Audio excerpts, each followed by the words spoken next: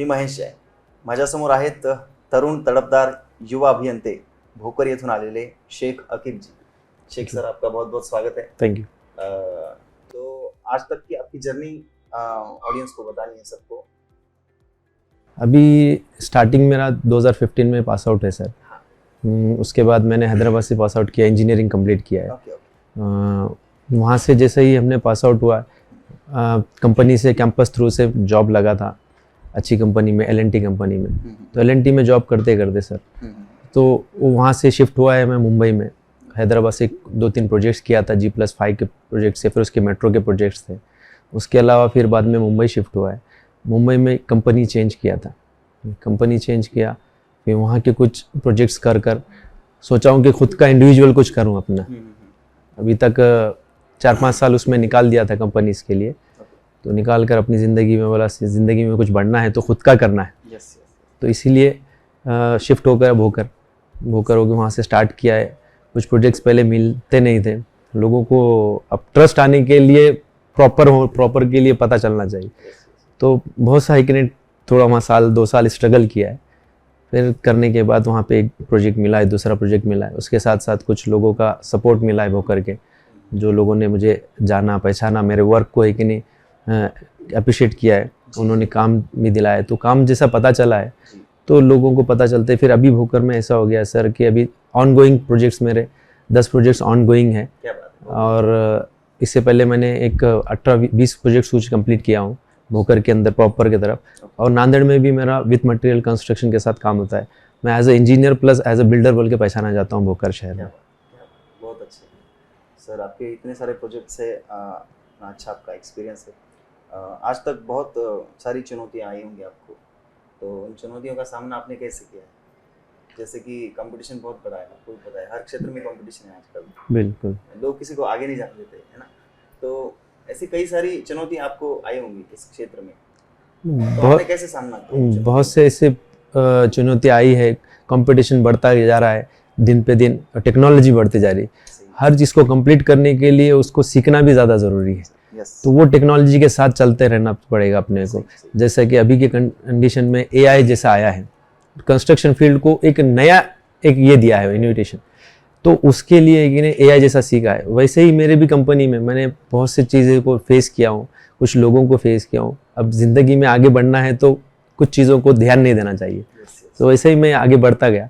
तो बढ़ते बढ़ते आज तक यहीं पे अच्छे मुकाम पर पहुँचा हूँ. कुछ लोग जो जानते हैं अच्छे नाम से जानते. आपके प्रेरणा स्थान कौन है? आपको किसने मोटिवेट किया इस क्षेत्र में आने के लिए? ये इसको मैं मेरे पिताजी को डेडिकेट करना चाहता हूँ, क्योंकि उन्होंने बहुत से मेरे ऊपर मेहनत की है. उन्होंने, मैं कुछ और फील्ड करना चाह रहा था लेकिन उन्होंने मुझे हमेशा ही कि उत्साहित करते रहा कि इंजीनियर बन और सिविल इंजीनियर कर, उसमें आगे स्कोप बहुत बड़ा है. तो उस तरीके से उनको मैं एक डेडिकेट करना चाहता हूँ. जी. सर, आप इस क्षेत्र से बिलोंग करते हैं, आपने बहुत साल इस क्षेत्र में काम किया है. सिविल इंजीनियर के अलावा कोई काम हो ही नहीं पाता है ना. तो नई आइडियाज़, जो भी टेक्नोलॉजी है, उसका यूज़ आप कैसे करते हो इस कंस्ट्रक्शन के? कंस्ट्रक्शन फील्ड में कुछ ऐसे है कि न्यू जो आइडियाज़ आते हैं उसको अगर आप कंस्ट्रक्शन में अगर नहीं करेंगे तो आप डेवलप भी नहीं होगे. जैसे कि मैं बताया अभी थोड़ी देर पहले कि AI जो आया है आज, वो कंस्ट्रक्शन में प्लानिंग को पूरा चेंज कर दिया है. जो पहले प्लानिंग होती थी, हाथों से ड्राइंग होता था, उसके बाद AutoCAD आया है, फिर उसके बाद कुछ सॉफ्टवेयर्स आए. जैसे सॉफ्टवेयर्स बढ़ते गए, AI एक ऐसा सॉफ्टवेयर बन गया है कि उस कंस्ट्रक्शन को एक नए मुकाम पर लेके जा रहा है. और इनोवेशन है कि नहीं, बहुत बड़े बड़े है कि नहीं उसने निकाला. उसी तरह कंस्ट्रक्शन फील्ड में बहुत ज़्यादा ज़रूरी है टेक्नोलॉजी. और टेक्नोलॉजी के साथ अगर आगे बढ़ते जाएंगे तो शायद आदमी भी उसके साथ डेवलप होते जाएगा. माजिद सर, ये सवाल मैं इनको मराठी में पूछता हूँ और एक बार, ठीक है? हिंदी में जवाब दो, कोई बात नहीं, ठीक है? थोड़ा सा कंफ्यूज हो. सर, अगला सवाल मैं आपको मराठी में पूछूंगा, ठीक है? आप इसका आन्सर हिंदी में देतो चलेगा. आपले बांधकाम क्षेत्रात मोलाचे योगदान आहे आणि सिव्हिल इंजिनियर्स शिवाय कुठलंही काम होत नाही, बरोबर आहे? तर नवीन नवीन कल्पना आणि टेक्नॉलॉजीचा वापर तुम्ही कशा प्रकारे करू शकता त्याच्यामध्ये, किंवा कशा प्रकारे करता? नवीन टेक्नॉलॉजीचं असं आहे सर की उसको आपण रीडेवलप कर सकते हैं, टेक्नोलॉजी को बढ़ा सकते हैं, जिस टेक्नोलॉजी से कंस्ट्रक्शन फील्ड में इनोवेशन आ सकता है, तो बहुत बड़ा काम है टेक्नोलॉजी का आज के दौर में, क्योंकि जनरेशन और जैसा जैसा बढ़ते जा रही है वैसा टेक्नोलॉजी बढ़ते जा रही है। उसी तरह से कंस्ट्रक्शन फील्ड में भी टेक्नोलॉजी का बहुत ज़्यादा फायदा है, तो वो टेक्नोलॉजी को बढ़ाएंगे तो उसका यूज़ करेंगे तो टेक्नोलॉजी में और कंस्ट्रक्शन फील्ड में हमें बहुत से कि नहीं फायदे मिलते रहेंगे। जैसे कि एआई आया है, वो उसको एआई को किया है, जैसा कि पहले हाथ से ड्राइंग होती थी, वो हाथ से ड्राइंग करते करते बाद में ऑटोकैड आया, ऐसे कुछ सॉफ्टवेयर है जो आज भी ड्राइंग चलता है मेट्रो सिटियों में, लेकिन ये नहीं चलते, ये टेक्नोलॉजी पे काम होता है। ये जैसे तालुक के लेवल पे, प्लेसों पे ये सब चीजें यूज होती है, तो टेक्नॉलॉजी का यूज करना बहुत ज्यादा जरूरी है।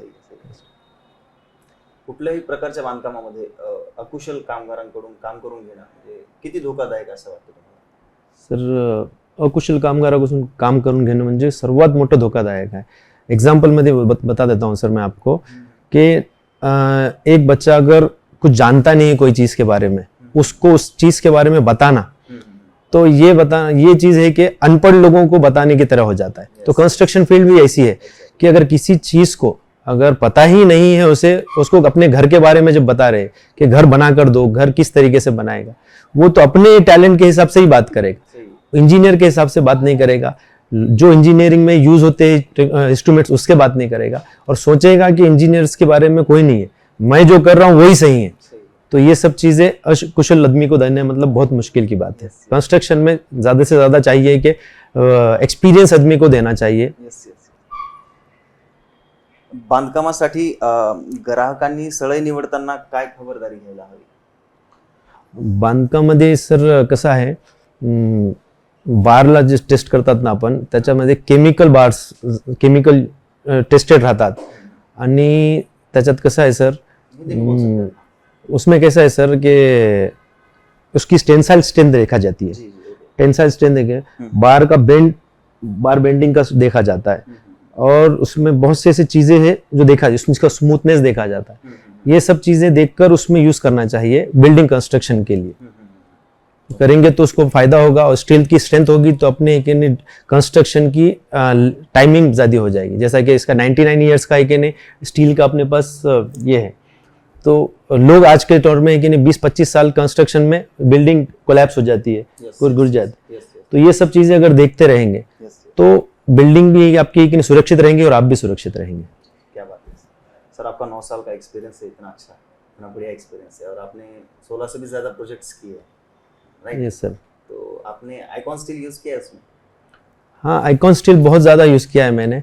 जब से आइकॉन स्टील आया है मैं देखा हूँ, पहले राजूरी कुछ स्टील्स यूज़ करते थे हम, तो मेटारॉल यूज़ करते थे, लेकिन आइकॉन स्टील आने के बाद मैंने एक चीज़ देखा हूँ उसके अंदर कि इसका ग्रोथ और इसकी डेवलपमेंट बहुत फास्ट हो गई है, क्योंकि इसके अंदर जो क्वालिटी है, बाकी के भी इसमें क्वालिटी है ऐसा नहीं है, लेकिन इसकी जो मटेरियल है, इसकी केमिकल लैब टेस्टेड है, इसकी टेंसाइल स्ट्रेंथ है, ये सब चीज़ टीएमटी, ये बहुत अच्छा वाला टीएमटी है, इसीलिए इसको ज़्यादा यूज़ कर दिया। हर प्रोजेक्ट में भी कि नहीं उसको ही यूज़ करते हैं हम।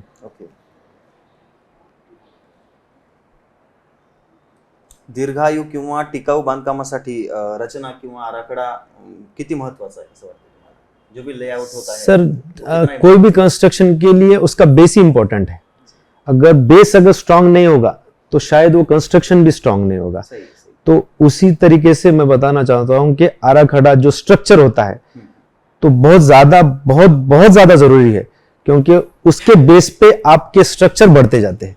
आप डिपेंड करते हैं कि फर्स्ट फ्लोर बनाएंगे या 10 फ्लोर बनाएंगे, तो उसकी स्ट्रेंथ, जैसे कि फर्स्ट फ्लोर की स्ट्रेंथ अलग होगी और 10 फ्लोर की स्ट्रेंथ अलग होगी, लेकिन उसका स्ट्रक्चर जो बनाएंगे डिपेंड करता है कि इंसान अगर आज एक घर फ्लोर बना रहा है तो उसको फ्यूचर में अगर उसको 2 फ्लोर 3 फ्लोर करना है तो उसका स्ट्रक्चर जो बना रहा है ना बहुत स्ट्रांग बनाना पड़ेगा। अगर वो आज की सोच में अगर रहेगा कि एक फ्लोर का कंस्ट्रक्शन है मेरा, एक ही बनाऊंगा मैं, तो ये नहीं होगा, उसको फ्यूचर का सोच के बनाना पड़ेगा। तो स्ट्रक्चर और आराखडा बहुत ज्यादा जरूरी है कंस्ट्रक्शन फील्ड में। बांधकाम करत असताना सळईची निवड करतो आपण, जब स्टील की चॉइस करते सिलेक्शन जब हम करते हैं तेव्हा कुठल्या गुणवैशिष्ट्यांना प्राधान्य देतो तुम्ही? वही है सर, उसमें बताया ना अभी लास्ट टाइम में, जैसे बताया थोड़ी देर पहले कि टेंसाइल स्ट्रेंथ यूज करते हैं उसमें, उसका टीएमटी बार देखते हैं, बार बेंडिंग देखते हैं उसका, उसका फिर TMT कितना है, 500 है, 550 है, Yes, ये सब चीज़ें उसमें देखा जाता है सर। जी। ये जो आज का इंटरव्यू है ना सर, बहुत सारे लोग देखने वाले हैं, कुछ फ्रेशर्स हैं, इंजीनियर्स, कुछ कॉमन पीपल्स भी देखने वाले हैं, तो उनको आप क्या टिप्स दोगे, क्या एडवाइस दोगे कंस्ट्रक्शन से रिलेटेड? क्या दोगे? मेरी एक ही एडवाइस है सर, जैसा कि कुछ कॉमन पीपल्स मतलब न्यू कंस्ट्रक्शन करने वाले लोग अगर मुझे देख रहे हैं तो उनके लिए एक मेरी राय कि आपका घर बनाना है तो आपके पास ऑप्शन है कि आज मार्केट में बहुत से इंजीनियर्स हैं, उन पे ध्यान दीजिए, उनसे पूछिए। कोई भी फील्ड के लिए उसके स्पेशलिस्ट होते हैं, कंस्ट्रक्शन के स्पेशलिस्ट इंजीनियर्स होते हैं, तो उनसे पता चलना चाहिए कि काम, ऐसा जरूरी नहीं कि मिस्त्री से पता चलना चाहिए, ऐसा अनपढ़ आदमी से पता चलना है। आज के दौर में कैसे हो, घर बनाना है तो अरे मेरा दोस्त है, मेरा ये है, उन्होंने घर किया, ऐसा नहीं होता है। हर चीज के स्पेशलिस्ट होता है, उसकी जो टेक्नोलॉजी से उन्हें काम करता है, उसके जो एक्सपीरियंस से काम करता है, वो बहुत ज्यादा जरूरी है सर, मेरा मानना है। और बची बात, जो नए इंजीनियर्स है वो इस पे ध्यान देना चाहिए कि नए टेक्नोलॉजी कैसे सीख सकते हैं, नए टेक्नोलॉजी से कैसा काम कर सकते हैं, क्योंकि सर ये जो कंस्ट्रक्शन डिपार्टमेंट है बहुत बड़ा डिपार्टमेंट है, इसको अगर आपको फेस करना है, इसमें अगर टिके रहना है तो टेक्नोलॉजी आपको आना बहुत जरूरी है। जैसे जैसे टेक्नोलॉजी बढ़ते जाएंगे वैसे वैसे सीखता है। IT एक ऐसी एग्जांपल देने के लिए बताता हूँ सर मैं, IT एक फील्ड ऐसी है जहाँ कोई सॉफ्टवेयर रुकता नहीं है, हर साल कुछ ना कुछ अपडेट आता है। वैसे ही आज भी कंस्ट्रक्शन में अपडेट्स है। आज मेट्रो सिटी में हम जाएंगे ना तो पता चलेगा कि मेट्रो सिटी कितनी डेवलप है। मेट्रो सिटी जो डेवलप है वो ऐसे टाउन प्लेसेस पे, ऐसे स्पेस प्लेसेस पे नहीं होता है। तो उसके लिए सर टेक्नोलॉजी बच्चों को सीखना चाहिए।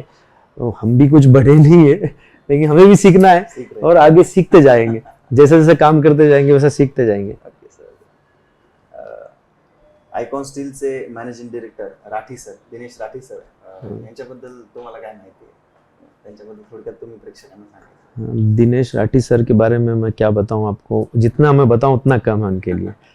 मैंने जितना उनके बारे में पढ़ा हूं, मुझे मिलना तो नहीं हुआ उनसे, लेकिन जितना मैं उनके बारे में पढ़ा हूं, आइकॉन को आइकॉन बनाने के लिए महाराष्ट्र में वही है आइकॉन के आइकॉन है। और उनकी जो मेंटालिटी है, जो उन्होंने स्प्रेड किया है काम को, उनकी एक सोच बहुत बड़ी है सर। उसकी वजह से आज आइकॉन है कि नहीं, मुझे ऐसा लगता है कि महाराष्ट्र में बहुत डेवलप हो रहा है, क्योंकि उनके काम की वजह से आज मार्केट में भी आइकॉन का नाम है और बहुत बड़ा नाम बन गया बहुत कम टाइम के लिए। उसके लिए राठी सर का शुक्रिया। अब भी कभी मिलना अगर होगा तो बिल्कुल मिलेंगे हम राठी सर से। लोगों को अगर कुछ टिप्स देना चाहोगे तो क्या दोगे फिर भी जाते जाते? तो वही है सर टिप्स, क्या सलाह दोगे? कि काम के बारे में अगर सोचना है तो प्रोफेशनल आदमी से बात करें, प्रोफेशनल से बात करके काम करें। और जो भी फील्ड के बारे में अगर काम करते हैं अपन, तो उसका प्रोफेशनल आदमी होता है हर चीज़ का, तो उस प्रोफेशनली को मिलकर आप काम करेंगे तो बेटर होगा। ऐसा नहीं कि मेरा दोस्त ने कह दिया, मेरा वो दोस्त किया था, मेरे ये दोस्त ने काम किया था, वो मिस्त्री से काम किया था, ऐसा नहीं होता है। हर चीज़ के प्रोफेशनलिस्ट होते हैं, उसके पास जाकर अगर काम करेंगे तो उनके आपके लिए भी फ़ायदा है और आपके घर के लिए भी, फ्यूचर के लिए भी फ़ायदा है। Thank you so much sir. Thank you so much. आपको कैसे लगा आज यहाँ पर आइकॉन की इस इंटरव्यू सेशन में आके? सर एक नया एक्सपीरियंस है, क्योंकि टाउन प्लेसेस के लोगों को ये सब चीज़ें होती नहीं है, लेकिन हमें मिला है, हम बहुत बड़े अपॉर्चुनिटी हमें मिली है, तो हमें अच्छा लगता है। और बहुत बड़ी अपॉर्चुनिटी है हमारे लिए कि हम आज एक फेस टू फेस किसी को बात कर सकते हैं, सब बैठते, क्योंकि कैसा है सर, स्टेज करे जाना बहुत ज़्यादा ज़रूरी होता है और बहुत से लोगों को स्टेज करे नहीं होता, क्योंकि फील्ड का काम कर करके पता नहीं है कि ये क्या चीज़ है। तो अच्छा लगा सर, बहुत अच्छा। आइकॉन वालों का थैंक यू, बहुत थैंक यू उनके लिए। थैंक यू सो मच, हमें भी बहुत अच्छा लगा आपको। Thank you sir, thank you sir. Best luck.